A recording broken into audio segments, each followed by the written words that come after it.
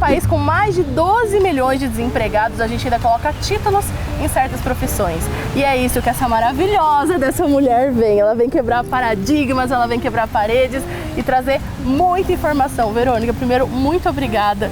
A gente deu uma pesquisada nas suas histórias e somos, assim, extremamente fãs da sua trajetória. E mais fãs ainda depois que a gente chegou aqui e se deparou com toda essa simpatia. Obrigada pelo convite.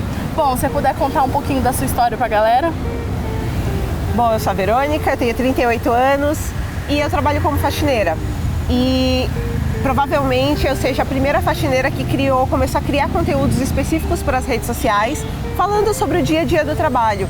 E aí eu percebi que tinha um espaço para eu falar sobre situações que não eram muito expostas, porque eu também não sabia, até entrar para essa profissão, as situações que aconteciam com as pessoas. A gente escuta falar, às vezes a gente até desconfia que não seja verdade, porque acha tão absurdo e de repente aquilo estava acontecendo comigo todos os dias e eu usei ali a internet para expor sobre isso e acabei fazendo coisas que eu não imaginava.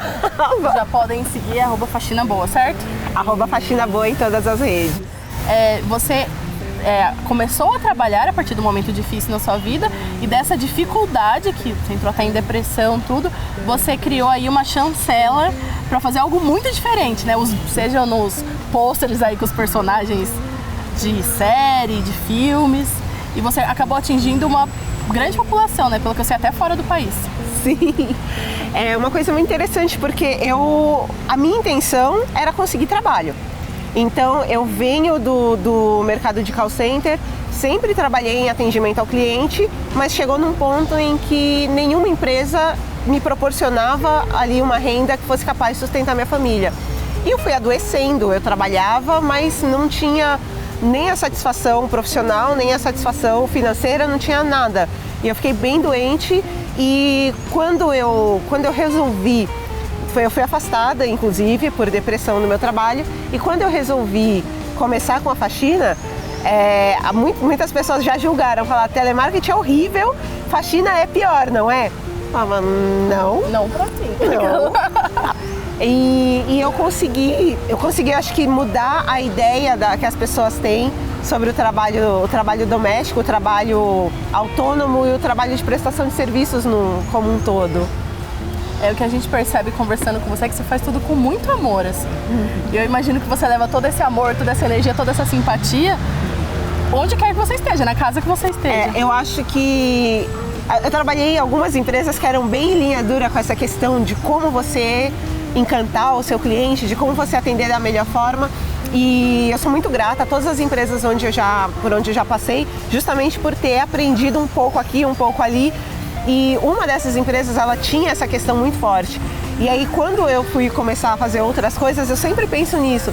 Eu quero ser a melhor pessoa que faça isso. Então, eu queria ser a melhor faxineira possível.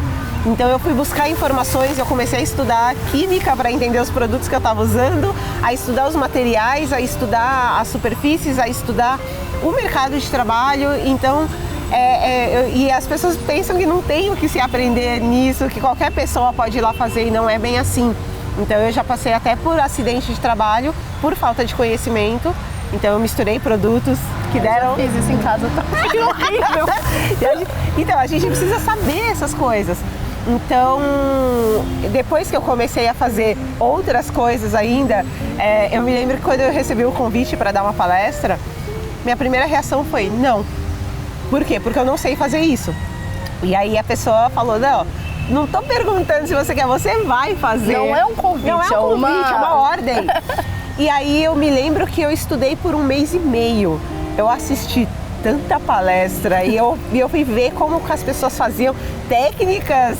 Pra falar, aquela neuromarketing, a louca, pesquisando tudo para saber como que as pessoas iam se conectar com a minha história.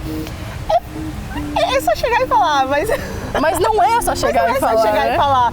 E aí eu queria mesmo fazer tudo muito bem. Eu levo isso para qualquer trabalho que seja. Então eu sempre primo muito por chegar na casa da pessoa e ela saber que aquilo ali foi feito com muita vontade, com muito amor. Você acabou criando um universo de conteúdo que até então era algo muito escasso, né? Ou então nem tinha. Como você se enxerga influenciando tantas pessoas? é engraçado que eu não entendi a princípio que o que eu fazia tinha esse potencial. E uma coisa que me fez perceber isso foi a primeira vez em que eu vi alguém que cruzou, que trilhou esse mesmo caminho.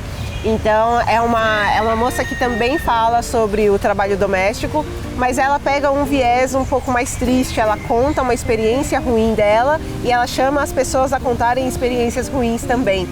E essa pessoa hoje é uma grande artista e ela estava palestrando em um evento e quando eu vi, eu comecei a chorar assim, de emoção. E aí eu pensei, é isso que as pessoas pensam quando elas me veem? E aí eu entendi que era importante sim. E não tinha mesmo quem falasse sobre o trabalho doméstico, sobre quem falasse de como a gente presta serviços e é visto como alguém que está fazendo uma coisa irrelevante. E não é irrelevante se você precisa. Acho que pior do que relevante é inferior, né? As pessoas se colocam muito acima. E não faz o menor sentido. E é até triste ter que falar sobre isso. Mas eu me sinto, quando alguém fala, manda uma mensagem e fala, puxa, eu tratava as pessoas mal e eu não tinha noção do quanto eu era uma pessoa ruim nesse aspecto. Muito obrigada, você me fez ver que as coisas podem ser diferentes. Eu mudei a cabeça de uma pessoa e de repente essa uma virou centenas. Essa uma influencia o outro. Então é uma mudança, é uma transformação e eu fico muito feliz de estar fazendo isso. Você acabou dando voz, né? Sim. Faltava uma voz, alguém ali que falasse sobre isso e você surgiu nesse mundo para dar voz a essas pessoas. Sim, eu acho muito importante porque às vezes, até brinquei com um amigo recentemente, falando que eu acho que a grande moeda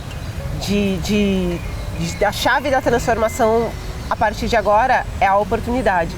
E você pode ter, às vezes a pessoa ela tem acesso, ela tem dinheiro, ela tem condições e ela não tem uma oportunidade que vai levar ela para onde ela precisa.